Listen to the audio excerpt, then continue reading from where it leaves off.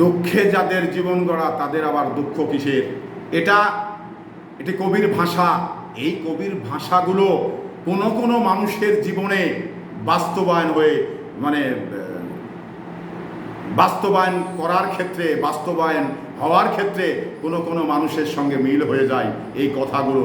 আসলে মানুষ একসময় দুঃখ পেতে পেতে আর কিন্তু দুঃখ সইবার মতো ক্ষমতা থাকে না, কারণ সে কিন্তু পাথরে পরিণত হয়ে যায়।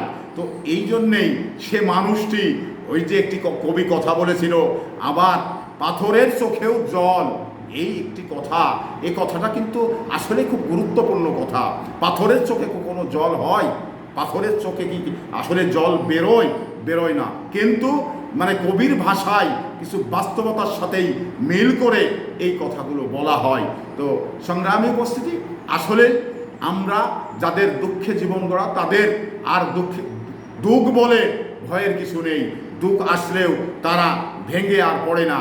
তো এই অবস্থায় আমরা সবাই, কিছু মানুষ আছে যা জীবনযাপন করতে হয়।